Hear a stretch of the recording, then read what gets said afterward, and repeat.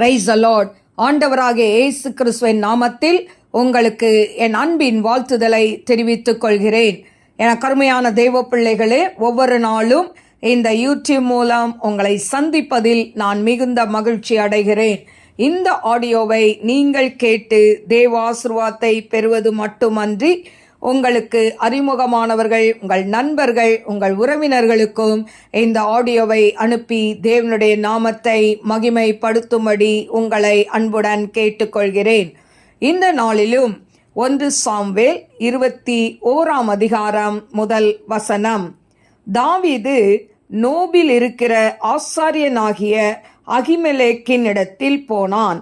அகிமெலேக்கு நடுக்கத்தோடே தாவீதுக்கு எதிர்கொண்டு போய், ஒருவரும் உம்மோடே கூட வராமல் நீர் ஒண்டியாய் வருகிறது என்ன என்று அவனை கேட்டான்.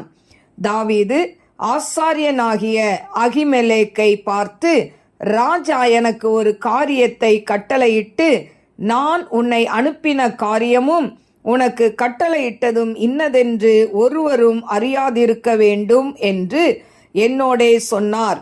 இன்ன இடத்திற்கு வர வேண்டும் என்று சேவகருக்கு சொல்லி இருக்கிறேன். இப்போதும் உம்முடைய கையில் இருக்கிறது என்ன? 5 அப்பமாகிலும் என்னவாகிலும் இருக்கிறதை என் கையிலே கொடும் என்றான். ஆசாரியன் தாவீதுக்கு பிரதியுத்தரமாக, பரிசுத்த அப்பம் இருக்கிறதே ஒழிய சாதாரண அப்பம் என் கையில் இல்லை. வாலிபர் ஸ்ரீகளோடே மாத்திரம் சேராதிருந்தால் கொடுப்பேன் என்றான். தாவீது ஆசாரியனுக்கு பிரதியுத்தரமாக, நான் புறப்படுகிறதற்கு முன் நேற்றும் முந்தா நாளும் ஸ்ரீகள் எங்களுக்கு விலக்கமாய் இருந்தார்கள். வாலிபருடைய அசம்பிகளும் சுத்தமாய் இருக்கிறது. இன்றைய தினம் வேறே அப்பம் பாத்திரத்தில் பிரதிஷ்டை பண்ணப்பட்டதினால் இது சாதாரணமாயிற்றே என்றான். அப்பொழுது கர்த்தருடைய சந்நிதியிலிருந்து எடுக்கப்பட்ட சமூக அப்பங்களை தவிர வேறே அப்பம் அங்கே இராதபடியினால் ஆசாரியன் அவனுக்கு பரிசுத்த அப்பத்தை கொடுத்தான்.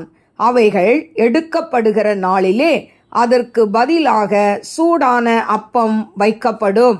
சவுலுடைய வேலைக்காரரில் ஏதோமியனாகிய தோவேக்கு என்னும் பேருள்ள ஒருவன் அன்றைய தினம் அங்கே கர்த்தருடைய சந்நிதியில் தடைப்பட்டிருந்தான். அவன் சவுலுடைய மேய்ப்பருக்கு தலைவனாய் இருந்தான். தாவீது அகிமெலேக்கை பார்த்து, இங்கே உம்முடைய வசத்தில் ஒரு ஈட்டியானாலும் பட்டயமானாலும் இல்லையா? ராஜாவின் காரியம் அவசரமானபடியினால் என் பட்டயத்தை ஆகிலும் என் ஆயுதங்களை ஆகிலும் நான் எடுத்து கொண்டு வரவில்லை என்றான். அதற்கு ஆசாரியன், நீர் ஏலே பள்ளத்தாக்கிலே கொன்ற பெலிஸ்தனாகிய கோலியாத்தின் பட்டயம் இதோ ஏபோத்துக்கு பின்னாக ஒரு புடவையிலே சுருட்டி வைத்திருக்கிறது. அதை நீர் எடுக்க மனதானால் எடுத்துக்கொண்டு போம். அதுவே அல்லாமல் வேறொன்றும் இங்கே இல்லை என்றான். அப்பொழுது தாவீது, அதற்கு நிகரில்லை, அதை எனக்கு தாரும் என்றான். அன்றைய தினம் தாவீது எழுந்து சவுலுக்கு தப்பியோடி காத்தின் ராஜாவாகிய ஆகீஸிடத்தில் போனான். ஆகீஸின் ஊழியக்காரர் அவனை பார்த்து, தேசத்து ராஜாவாகிய தாவீது இவன் அல்லவோ? சவுல் கொன்றது 1000, தாவீது கொன்றது 10,000 என்று இவனை குறித்தல்லவோ ஆடல் பாடலோடே கொண்டாடினார்கள் என்றார்கள். இந்த வார்த்தைகளை தாவீது தன் மனதிலே வைத்து கொண்டு காத்தின் ராஜாவாகிய ஆகீஸுக்கு மிகவும் பயப்பட்டு அவர்கள் கண்களுக்கு முன்பாக தன் முகநாடியை வேறுபடுத்தி அவர்களிடத்தில் பித்தம் கொண்டவன் போல காண்பித்து வாசற் கதவுகளிலே கீறிக்கொண்டிருந்து தன் வாயிலிருந்து நுரையை தன் தாடியில் விழப்பண்ணி கொண்டிருந்தான். அப்பொழுது ஆகீஸ் தன் ஊழியக்காரரை நோக்கி, இதோ இந்த மனுஷன் பித்தம் கொண்டவன் என்று காண்கிறீர்களே, இவனை நீங்கள் என்னிடத்தில் கொண்டு வந்தது என்ன? எனக்கு முன்பாக பைத்திய சேஷ்டை செய்ய நீங்கள் இவனை கொண்டு வருகிறதற்கு பைத்தியக்காரர் எனக்கு குறைவாய் இருக்கிறார்களோ? இவன் என் வீட்டிலே வரலாமா என்றான். எனக்கு அருமையான தேவ பிள்ளைகளே, இந்த நாளிலும் 1 சாமுவேல் 21 அதிகாரம் 1 முதல் 15 வசனங்களை நான் வாசித்திருக்கிறேன். கருமையான தெய்வ பிள்ளைகளே, இதில் 21 அதிகாரம் 1 முதல் 6 வசனத்தில் இந்த ஆசரிப்பு கூடாரம் நோபில் இருந்ததை இந்த முதல் வசனத்தில் நாம் பார்க்கிறோம். ஆசாரியர்கள் பரிசுத்த இடத்துல அவங்க சாப்பிட வேண்டிய அந்த சமூகத்து அப்பம், லேவியராகம் 24:5-9 எடுத்து வாசித்து பாருங்கள். இந்த சமூகத்து அப்பத்தை அகிமெலேக்கு தாவீதுக்கும் அவர்களோடு இருந்தவர்களுக்கும் கொடுக்கிறார். ஏன்னா தாவீது பசியோடு வந்திருக்கிறான். அவன் சாப்பிட கேட்கும்போது வேற அப்பம் இல்லை, இந்த பரிசுத்த அப்பம் மட்டும்தான் இருக்குது அப்படின்னு சொல்லிட்டு இவன் பசியாக இருந்ததுனால, அதாவது சடங்காச்சாரமோ மற்ற காரியங்களோ அதற்கு அடுத்தது தான், ஆனால் பசியாக வந்த ஒருவனுக்கு போஜனம் கொடுக்கணும் அப்படின்னு சொல்லி அதனால் இந்த ஆசாரியன் என்ன பண்ணுறான், அது மட்டுமல்ல, லேவியராகம் 19:18 சொல்லப்பட்டபடி அன்பு கூற வேண்டும் என்பது மற்ற கட்டளைகளை விட அது மிகவும் நல்லது என்று சொல்லி இவர் என்ன பண்ணுறாரு, தன் கையில் இருந்த அந்த சமூகத்து அப்பங்களை அவர் என்ன பண்ணுறாரு, இந்த தாவீதுக்கு கொடுக்கிறார். எனக்கு அருமையான தெய்வ பிள்ளைகளே, இப்படி தாவீதுக்கு கொடுத்த உடனே தாவீது அதுக்கப்புறம் கேட்குறான், நான் சவுல் ராஜா அவசரமாய் அனுப்புனதுனால நான் பட்டயெல்லாம் எடுத்துகிட்டு வரல, அதனால் ஒரு பட்டயம் இருந்தால் கொடுங்கன்னு சொல்லும் பொழுது தாவீது அதாவது கோலியாத்தை கொன்று வைத்திருந்த அந்த பட்டயம் இருக்குது, இதுதான் இருக்குது, இதை வேணால் எடுத்துகிட்டு போ அப்படின்னு சொல்கிறார் அந்த ஆசாரியன். சொன்ன உடனே இவன் என்ன சொல்கிறான், பரவாயில்ல இதை நான் எடுத்துகிட்டு போகிறேன்னு சொல்லி அந்த பட்டயத்தை எடுத்துக்கொண்டு அவன் சவுலுக்கு தப்பி அந்த காத்தினுடைய ராஜா ஆகீசினிடத்திற்கு போகிறான். ஆகீசினிடத்துக்கு போகும்போது அங்கே இருக்கிற ஊழியக்காரர்கள், அங்கே இருக்கிறவங்க பார்த்து, இவன் ராஜாவாச்ச, தாவீது அல்லவா இவன், சவுல் கொன்றது 1000, தாவீது கொன்றது 16,000 பாட்டு பாடினாங்களே, அவன் தானே இவன் அப்படின்னு சொல்லி இவங்க இனம் கண்டு கொண்டு அவனை இப்படி பேசின உடனே அவன் அந்த ஆகீஸ் ராஜாவுக்கு பயப்படுறான். பயந்துட்டு தன் முக நாடியை வேறுபடுத்தி ஒரு பைத்தியக்காரனை போல அவன் என்ன பண்ணுறான், தன் தாடியில் அதாவது எச்சிலெல்லாம் விட்டு நுரத்தள்ளி அப்படி ஒரு பைத்தியக்காரனை போல என்ன பண்ணுறான், அந்த கதவுல கீறி கொண்டு அப்படி நிற்கிறான். நின்ன உடனே ராஜா பார்க்குறாரு. பார்த்துட்டு, ஏன் இந்த மனுஷன் ஒரு பைத்தியக்காரனை போய் கொண்டு வந்திருக்கிறீங்களே, பைத்தியக்காரன் என் நாட்டில் கம்மியாக இருக்குன்னு கொண்டு வந்தீங்களா, இவனை இந்த வீட்டுக்குள்ளே வரலாமா அப்படின்னு சொன்னோடனே அவனை அங்கேருந்து அவனை துரத்தி விடுகிறார்கள். எனக்கு அருமையான தெய்வ பிள்ளைகளே, அதாவது ஆகீஸ் ராஜா தன்னை கொன்று விடுவான் என்று பயந்து அந்த தாவீது தன்னுடைய தோற்றத்தை மாற்றிக்கொண்டு ஒரு பைத்தியக்காரனை போல நடிக்கிறான். அந்த பைத்தியக்காரனை போல நடிக்கும்போது எழுதப்பட்ட சங்கீதம் தான் சங்கீதம் 34. அதே போல இந்த காத்துல இந்த பெலிஸ்தர் கையில் அவன் மாட்டும் பொழுது அவங்க இவனை பிடிக்கலான்னு இருக்கும்போது அந்த நேரத்தில் எழுதப்பட்டது அந்த சங்கீதம் 56. எனக்கு அருமையான தெய்வ பிள்ளைகளே, அப்போ ஒரு நெருக்கமான சூழ்நிலையில் அவன் என்ன பண்ணுறான், அந்த சங்கீதத்தை எழுதுகிறதை நாம் பார்க்கிறோம். எனக்கு அருமையான தெய்வ பிள்ளைகளே, இன்னைக்கு நம்ம வாழ்க்கையில் நெருக்கமான சூழ்நிலையில் தாவீத மாதிரி சங்கீதம் எழுத முடியுமா?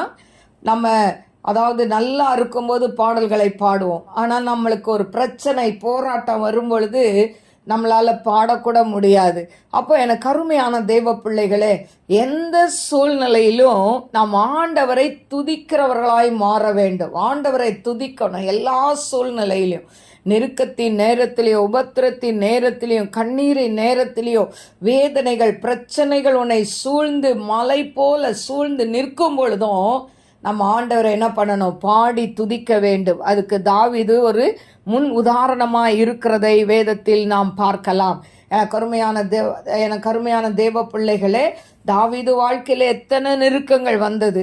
அவன் சொல்கிறான், என் உயிருக்கு சவுலுக்கும் என் உயிருக்கும் 1 அடி தூரம் தான் இருக்குது, அவ்வளோ கிட்ட இருக்கிறோம், ஆனால் அவங்க அப்பா என்னை கொல்ல போகிறாருன்னு சொல்லி தாவீதுகிட்ட யோனத்தான் கிட்ட தாவீது சொல்கிறதை நாம் பார்க்கிறோம். எனக்கு அருமையான தெய்வ பிள்ளைகளே, இந்த நாளிலும் உங்களை சூழ்ந்து எத்தனை பிரச்சனைகள் வந்தாலும், போராட்டங்கள் வந்தாலும், கெர்ச்சிக்கிற சிங்கத்தை போல உங்களை கடிச்சு கொதற நினைக்கிற உங்கள் சொந்தங்கள் மத்தியில், உடன்பிறப்புகள் மத்தியில், நண்பர்கள் மத்தியில் கர்த்தர் உங்களுக்கு கேடகமாய் இருந்து அவர் உங்களை இந்த சிங்கங்களின் வாய்களுக்கு தப்புவிக்கிறவராய் அவர் உங்களோட கூட இருக்கிறார். பாருங்க, அந்த ஆகீஸ் ராஜா கிட்ட இருந்து தாவீதை எவ்வளோ அழகாக ஆண்டவர் தப்புவித்தார். அந்த நேரத்தில் அவன் ஒரு பைத்தியக்காரனை போல நடிக்காட்டா அந்த ஆகீஸ் ராஜா இந்த தாவீதை கொன்று போட்டிருப்பான். ஏன்னா தன்னந்தனிமையாக போகிறான். எனக்கு அருமையான தெய்வ பிள்ளைகளே, இந்த நாளிலேயும் சூழ்நிலைகள் எப்படி இருந்தாலும் நாம் கர்த்தரை மாத்திரம் சார்ந்து கொண்டால் ஆண்டவர் தாவீதை இக்கட்டான சூழ்நிலையில காப்பாற்றினது போல அவர் உங்களை என்னை காப்பாற்ற வல்லவராய் இருக்கிறார். அதனால சூழ்நிலையை கண்டு பயப்படாதீங்க. எப்பேற்பட்ட சூழ்நிலையிலையும் உங்க கண்கள் ஆண்டவரை நோக்கி பார்க்க வேண்டும். கொத்தாசை வரும் பர்வதங்களுக்கு நேரா என் கண்களை ஏறெடுப்பேன் சொன்னது போல நீங்க அவரை நோக்கி பார்க்கும் பொழுது கர்த்தர் நிச்சயமாய் உங்க வாழ்க்கையில வரக்கூடிய எப்பேற்பட்ட அதாவது பிரச்சனையா இருந்தாலும் அதையெல்லாம் அவர் தவிடுபடியாக்க அவர் வல்லவராயிருக்கிறார். கண்களை மூடி நாம் செபிப்போமா? ஸ்தோத்திரிக்கிற ஆண்டவரே, மகா பரிசுத்தமுள்ள நல்ல தகப்பனே, மாக்கு ஸ்தோத்திரிக்கிற, துதிக்கிற மகிமையின் தேவனே, மாக்கு ஸ்தோத்திரிக்கிறப்பா. ஆண்டவரே, இந்த அதிகாரத்தில் அப்பா தாவீது ஆண்டவரே ஆகீஸ் ராஜா கிட்ட போய் மாட்டிக்கொள்ளும் போது, அந்த காத் ராஜாவுடைய ஆகீஸ்ட மாட்டிக்கொள்ளும் பொழுது அவன் எவ்வளவாய் ஆண்டவரை அந்த இடத்துல ஒரு பைத்தியக்காரனை போல நடித்து ஆண்டவரை அங்கிருந்து தப்புகிறதை பார்க்கிறோம். அப்பா அவன் நன்றியோடு ஸ்துதிக்கிற ஸ்தோத்திரிக்கிற ராஜா. ஆவியானவரே, உமாக்கு நன்றி அப்பா, நன்றி அப்பா, நன்றி அப்பா. இதை கேட்டுக்கொண்டு இருக்கிற உடைய பிள்ளைகள் வாழ்க்கையில ஆண்டவரே எப்பேற்பட்ட சூழ்நிலையில் இருந்தாலோ ஆண்டவரே ஸ்தோத்திரிக்கிற, துதிக்கிற, துதிக்கிற.